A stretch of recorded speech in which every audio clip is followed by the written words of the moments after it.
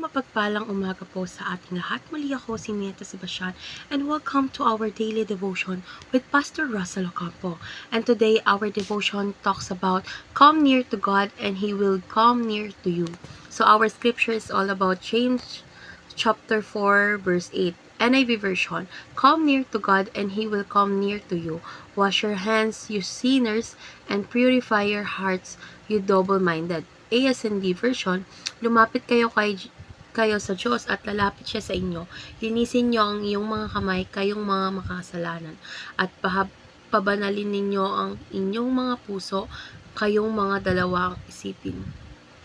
So, tungkol saan nga ba tong verse na ito? So, yung verse na ito is nanggaling sa James chapter 4 verse 8. So, ito ay nag-aanyaya sa atin na lumapit sa Diyos upang maranasan ang kanyang presensya at pagkilos sa ating buhay.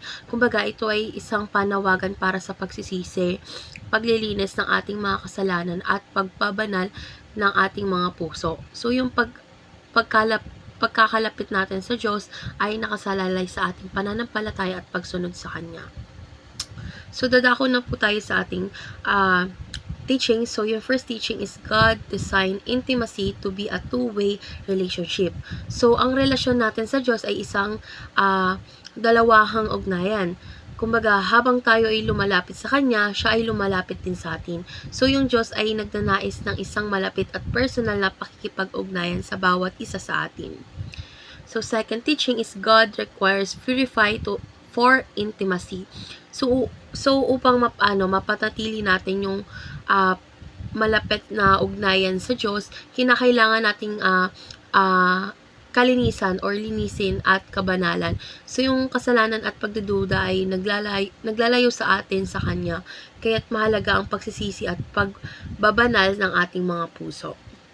So, last teaching is God loves holiness and hates double-mindedness.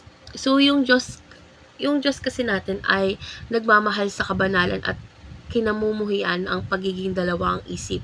So, yung pagiging tapat na pagsunod at buo ang loob na pananampalataya ay nagpapalapit sa atin sa Kanya na nagdudulot ng Kanyang biyaya at pagpapala.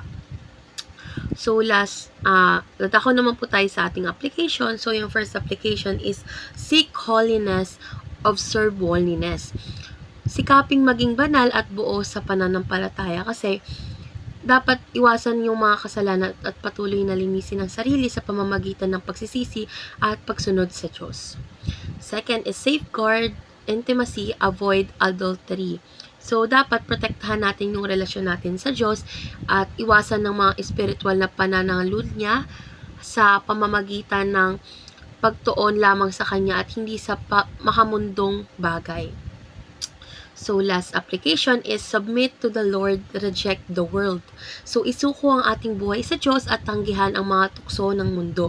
So, dapat magpasakop tayo sa Kanyang kalooban at pamumuhay ayon sa Kanyang mga utos. So, dadako na po tayo sa ating last part, which is discussion. So, our discussion is all about what is the importance of holiness in cultivating intimacy with God. So, para sa akin, ang kabanalan ay mahalaga sa paglinang ng ating ugnayan sa Diyos dahil ito ang nagbibigay daan sa atin upang maging malapit tayo sa Kanya. So, sa pagiging banal, nalilinis ang ating mga puso at naiiwasan ang mga bagay na naglalayo sa atin sa Kanyang presensya. So, yung kabanalan kasi ay nagpapakita ng tunay na pagsunod at pagmamahal sa Diyos na nagbubunga ito ng mas malalim na pakikipag-ugnayan at pagpapala mula sa Kanya.